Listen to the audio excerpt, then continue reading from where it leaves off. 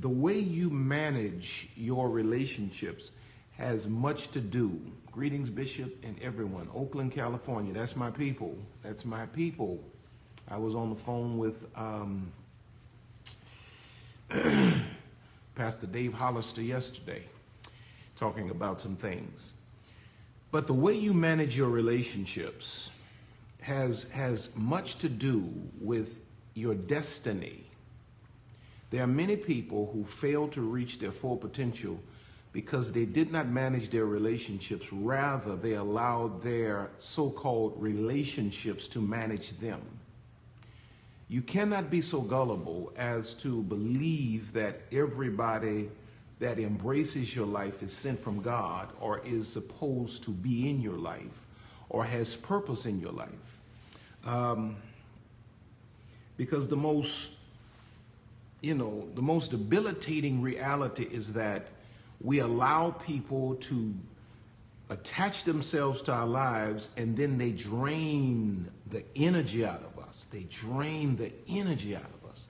They drain the finances out of us. They drain everything out of us. They become relational hitchhikers. They don't have their own, they do not possess their own vehicle to transport them because they have nowhere to go. So they thumb a ride with you and oftentimes change your course, waste your gas, cause you to arrive at your destination late or never. And then at the end of life, you look back after living multiple decades and you say, man, I wish I had known better than to allow people just to jump into my life at will, drain me of every resource God has given me. And I did it all, under the guise of Christianity or love for people. God never commissioned you to be a fool. God never commissioned you to surrender your destiny to someone. Leeches, thank you so much. That's it. Leeches. I want to talk tonight about, getting rid of high maintenance relationships, because the most vital aspect of human existence and successful human existence is knowing who to connect to your life and who to allow to connect to you. Knowing who to connect to your life or who to connect to, and knowing who to allow to connect to you. Because one of the worst situations to be in is to be involved with a person that will cost you more than they are worth. See, a relationship is supposed to be a mutual exchange. It's supposed to be mutually beneficial. I'm supposed to give as much as I take.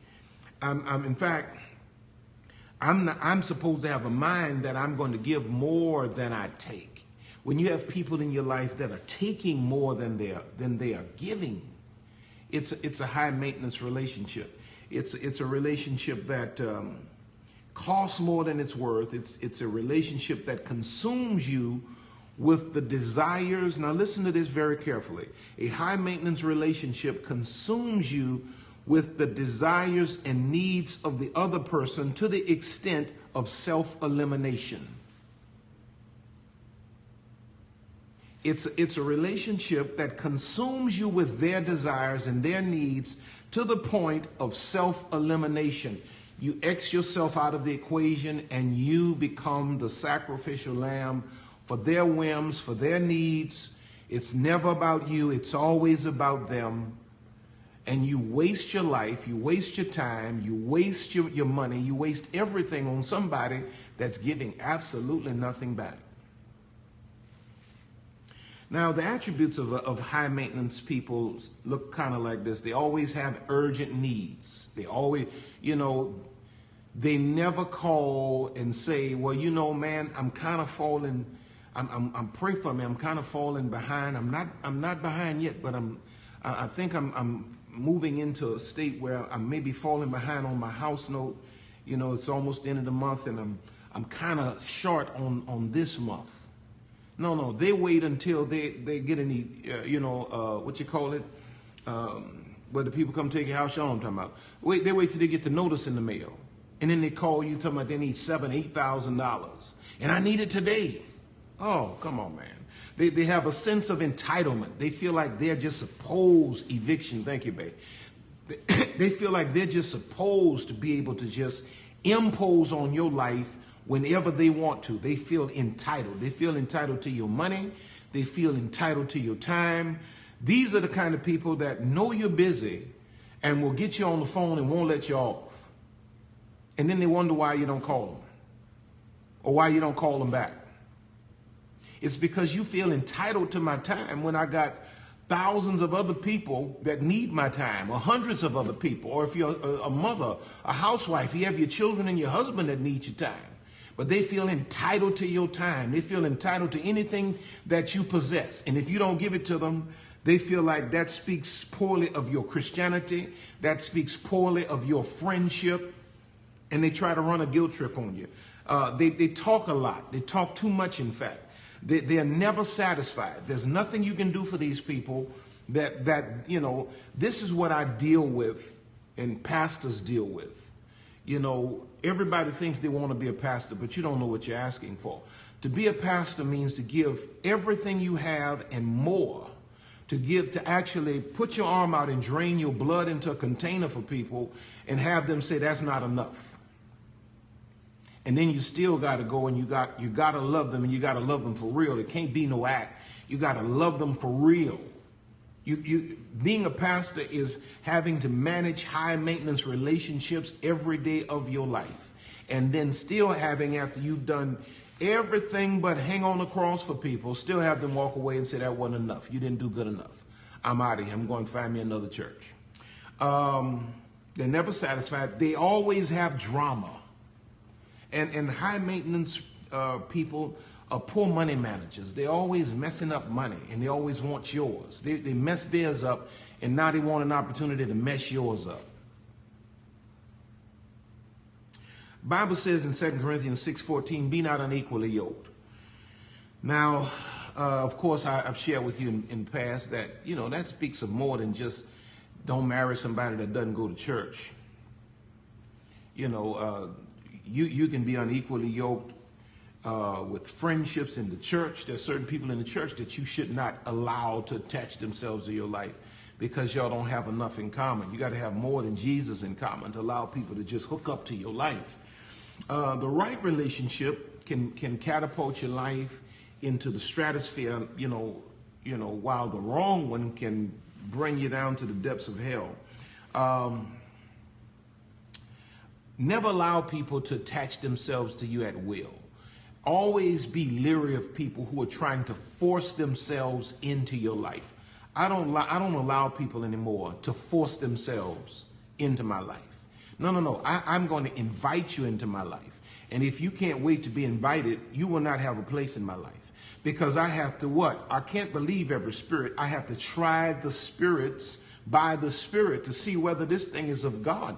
I got to know that we have enough in common and that, you know, this is going to be a mutually beneficial exchange before I let you into my life, because I make enough mistakes on my own than to let somebody else bring their drama into my life. Now, Proverbs 18:24 says, a man that hath friends must first show himself friendly. And there's a friend that sticketh closer than a brother. The principle is that you choose who you show yourself friendly to. When you want to open the door for a connection deeper than a casual passing. Never allow people to just bum rush you and just plant themselves in your life. Can you share how to exit? I may get to that. I don't know if y'all want to hear my exit strategy though. Now let me see something here.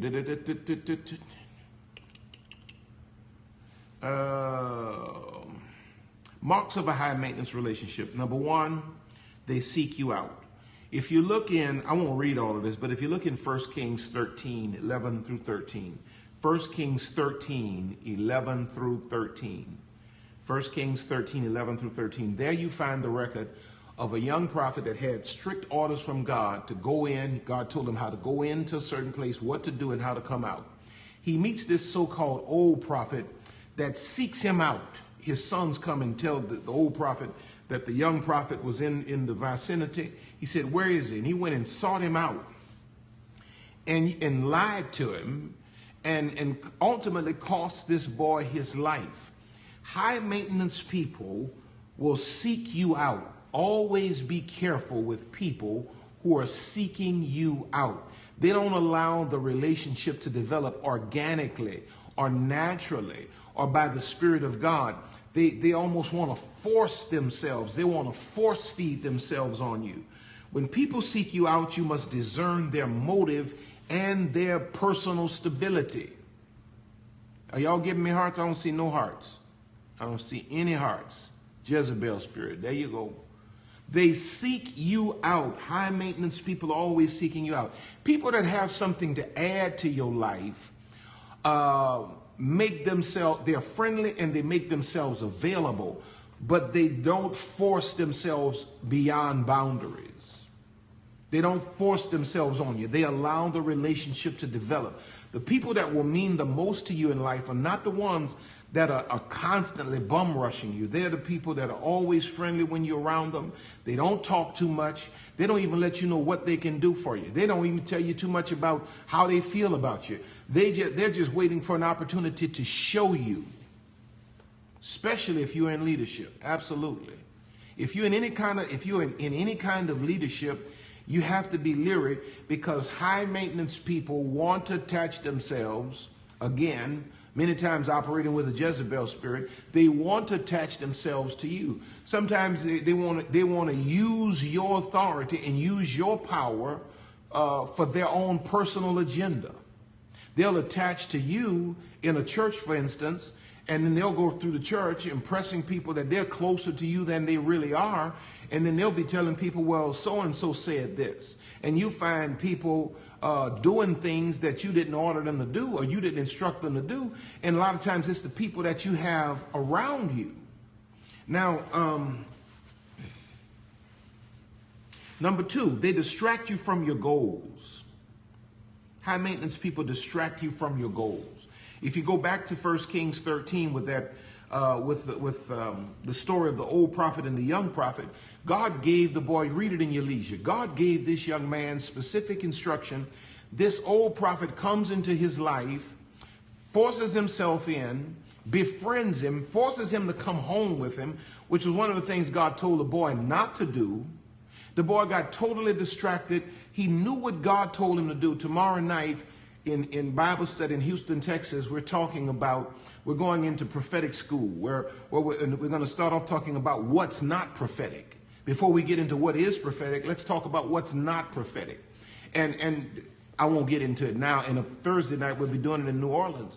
But this boy knew what God said. And this man comes into his life, a whole lot of talking, forces himself in, distracts him from his real God-given agenda. You have to be careful with people that come into your life and waste your time. When you should have done X, Y, and Z today, you found yourself running all over the city doing stuff with them that means absolutely nothing to you and what God put you in the earth to do. And you're wasting days and weeks messing around with people who are costing you more than they are worth. They are distracting you from your goals. There are some of you that are watching right now. You have people in your life or in your lives that are distracting you from everything God told you to do. Some of you have wasted a whole year messing around with these drama queens and these drama kings, bringing all of this drama into your life. Got you totally off of your game, away from what God has assigned you to do. You're living totally off purpose now, and you're miserable because you got high maintenance relationships. High maintenance relationships disregard your plans and agenda. They want you to do what they want you to do when they want you to do it. And they tend to have a subtle, controlling spirit that manipulates your good heart and your emotions to do what they want you to do. And see, what happens is you don't want to hurt anybody's feelings, but you're destroying your future. You're breaking the heart of God because you're not living on purpose, but you don't want to hurt anybody's feelings.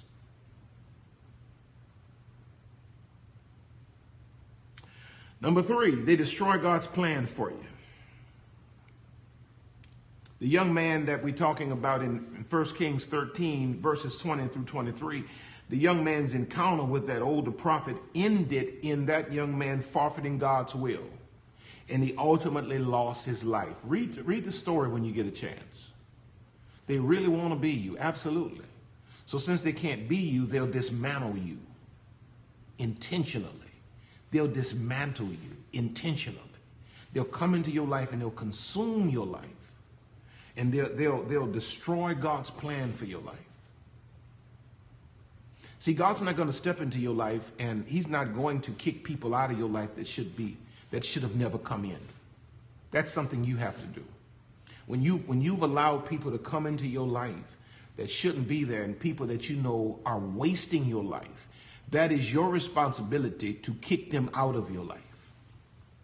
As abruptly and aggressively as they force their way in, you have to abruptly and as aggressively kick them out. But would that be the Christian thing to do? Absolutely, it would be the Christian thing to do. Kick them out of your life. And make no apologies for it. Oh, okay, watch this, watch this. High maintenance relationships will always end in the cancellation of your destiny. You forfeit your future trying to satisfy people. Matthew 10:28 says, "And fear not them which kill the body, but are not able to kill the soul, but rather fear him which is able to destroy both body or soul and body." When I discover that you are steering me away from God's plan for my life, my fear of God is much greater than my fear of you and you going around telling people I'm this and you talking about me. Man, I don't care nothing about you talking. Just get out of my life. Go talk somewhere else. That's all I need you to do. Go talk somewhere else. Don't talk in my life anymore. Get out of my life. And I don't know, maybe I've become, I don't know. But there used to be a time that it really broke my heart when you know, I'm not heartbroken no more. I'm really not. I'm really not heartbroken. Only time I'm heartbroken when relationships end is when I know I did something wrong. And I haven't done that in a long time. I haven't done anything intentionally to hurt anybody in a very long time. So, you know, see ya. Now, how do we break the stronghold? Take charge of your consciousness. Take charge of your consciousness. Take charge of your consciousness. See, because a high maintenance relationship, that person is quite often becomes a soul tie.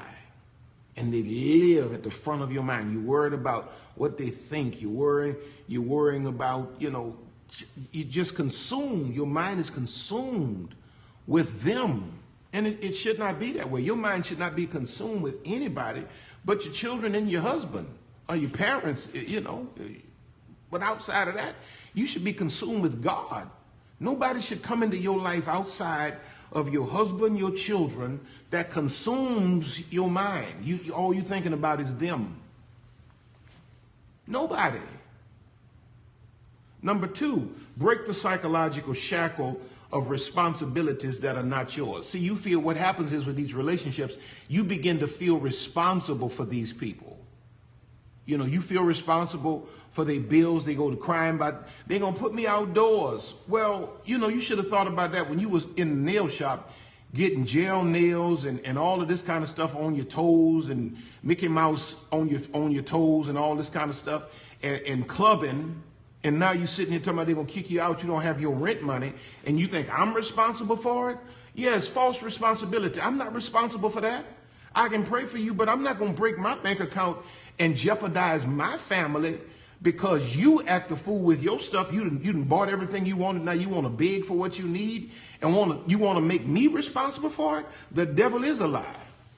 Fact about it, I'm offended that you would even try to put that responsibility on me. I got enough taking care of me and mine. You ought to follow suit and take care of yours. Number three, create as much distance between you and the person as you can as soon as possible. Number one, you should start with just cutting off phone, no more phone. You don't need to be talking to these people, no more. Well, should I gradually?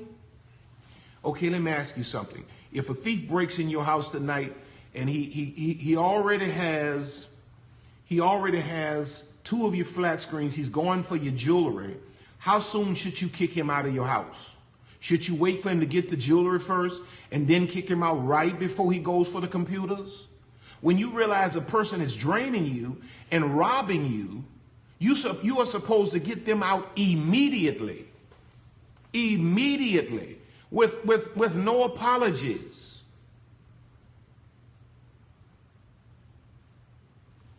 And then number 4. Okay, number one.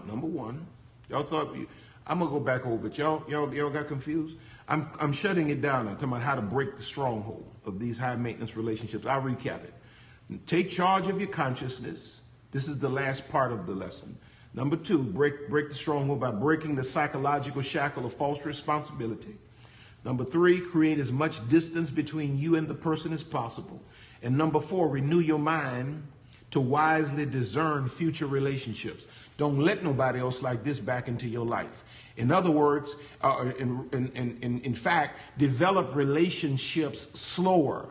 Don't be so quick. Don't be so needy of relationships. Learn how to enjoy the Lord and yourself.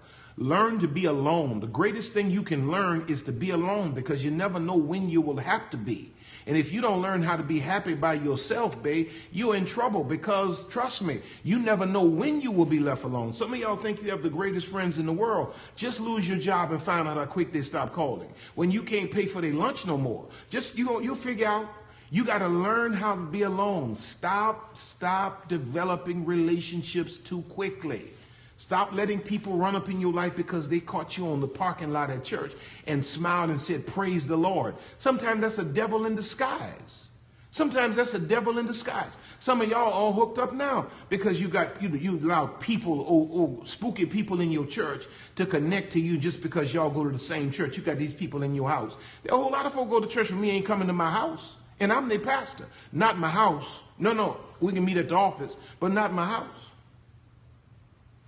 Number 1, how do you break it? Take charge of your consciousness. Break the psychological shackle of false responsibility. 3, create as much distance as possible. Number 4, renew your mind to wisely discern future relationships. Okay, here we go. Here were the marks of a high maintenance relationship. They seek you out. And we're taking all of this from 1 Kings chapter 13. The story of the old prophet and the young prophet. Read that chapter. Number 1, the old prophet that ultimately destroyed the young prophet's life, he sought him out.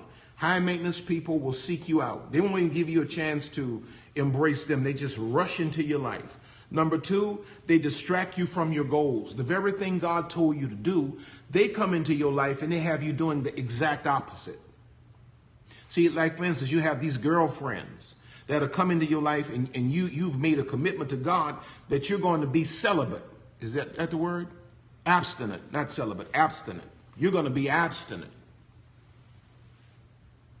And they come into your life and they just consume your time and talk you out of your commitment, try to show you where it's not realistic, it's unnecessary. They distract you from your goals. And number 3, they destroy God's plan for you.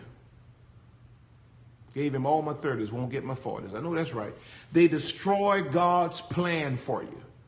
If you don't get high maintenance people out of your life, they will ultimately destroy the plan of God for your life, and God will do nothing about it. That is something you must handle. You either manage these relationships or they will manage you. Period. Period. Period. Period. I mean, get these people out of your life. Whew. Man, I'm still longer than I planned on being. So, must have a vision of what your friends should look like. Absolutely. I agree. See? Wow.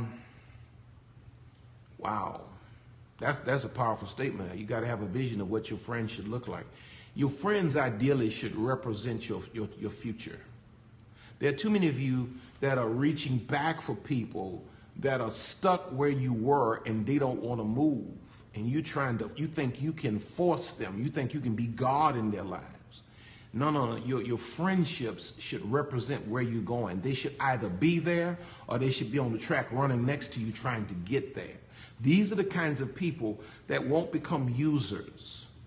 These are the kinds of people that won't just sit there and leech and drain you. You guys will motivate one another.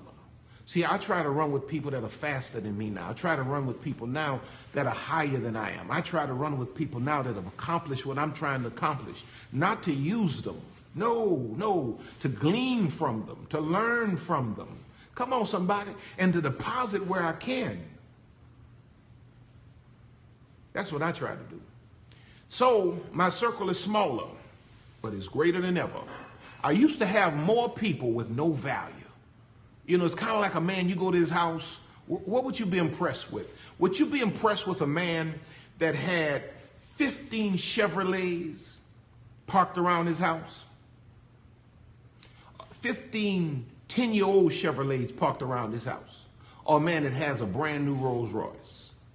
It's not quantity, it's quality. It's not how many friends you have. It's the quality of the friend or the friends you have. 2 or 3, you're good. Trust me. 2 or 3, you're good.